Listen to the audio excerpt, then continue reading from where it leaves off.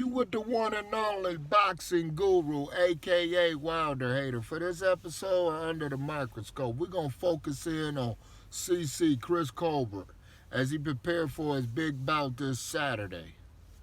Chris Colbert is making major news after his weekend of interviews, the comments he said about Deontay Wilder and Earl Spence Jr. Man, it wasn't no cause for that, but I guess you have to do anything you have to do to get attention. From the different color hairdos until now you not clowning on or clowning on fighters that's not even in your division. I like when fighters clown on each other when they trying to fight each other or in the same weight class, but if you're in a different class, ain't no sense of doing it because you ain't gonna get a chance to settle it in the ring, and that's what two boxers should do: settle it in the ring, talk a little trash and settle into the ring. But for you to try to talk about somebody in different weight class, you can cause other ill feelings or between different camps and stuff like that, where the fighter who you talk about don't even get a chance to get some get back. Because when you get to talking too much, people want to get some get back, whether it's fighting or shooting or whatever it is. So in my opinion, I thought Chris Colbert was out of line. Very childish. If you want to get some attention, get it the hard way. We're in the sport of punching and fighting.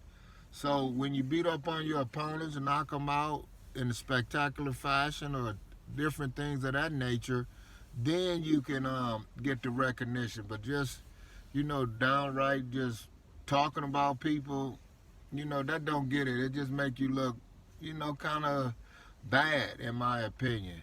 A lot of people call me the Wilder hater, but I believe Chris Colbert, he takes the cake. He bakes the cake.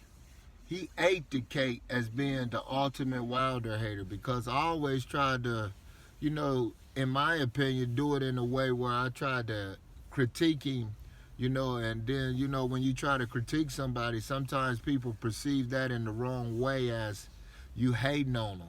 But I'm an expert trainer, and I had told him, to himself, far as, different things you have to do to reinvent yourself, especially at the top level. Plus, Wilder was heading down the road where, it was getting closer to historical history as the Rocky Marciano record, and, being up there with Ali, the greats, heavyweights of all time. So it was very critical that he had to look at himself and his skills in a different way. But sometimes people don't find out until the hard way.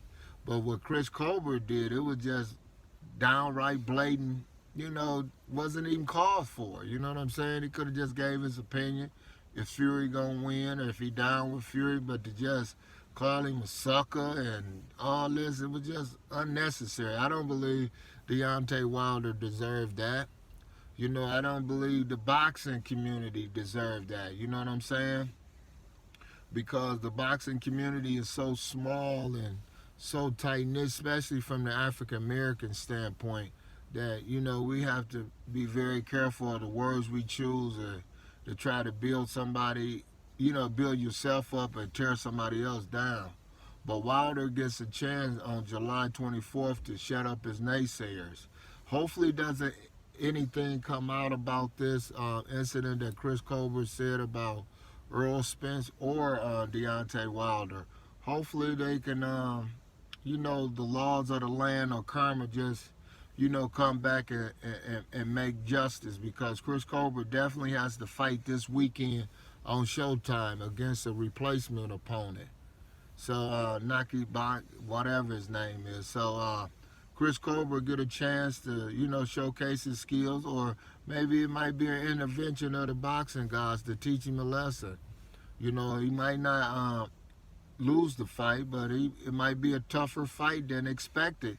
Because over in Carson, California, in the, not the StubHub, it's the Dignity Arena, it usually be electrical fights, just like the one with Andy Ruiz and Chris Arreola. Andy Ruiz was the favorite. It was a tough fight. And then the other fight, when I was there, it was another fight on Nonito Donaire against the guy. Nonito knocked him out. So it was a lot of weird stuff going on. So Chris Colbert definitely has to be focused on this fight this weekend. And he has to pay attention to the words that he put out in the universe. Because sometimes the universe comes back and teaches us in a way or a lesson that we might not want it to be. So Chris Colbert definitely has to be focused this weekend. And the world will be watching to see what happens.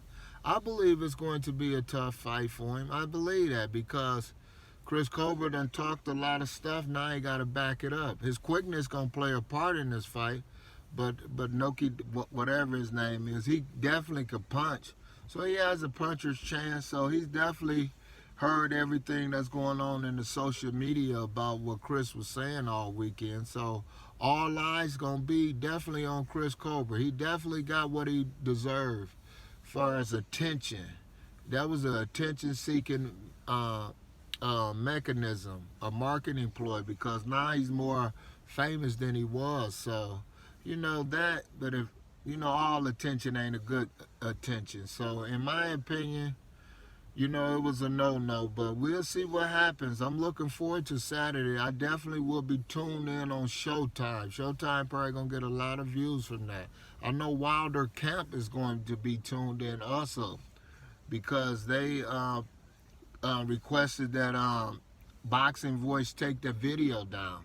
So it definitely was cause for. I agree with that. Some videos don't need to be put up, especially if you're not following the rules of content of somebody, calling them a sucker or different things. You can have your opinion, but once you get to classless, just tasting people and putting them down, it's not cause for. Subscribe to me if you want more of the Boxing Guru Show.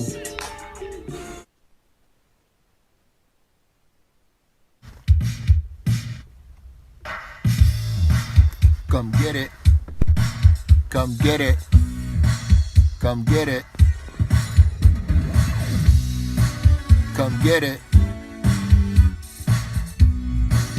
Come get it. Come get it.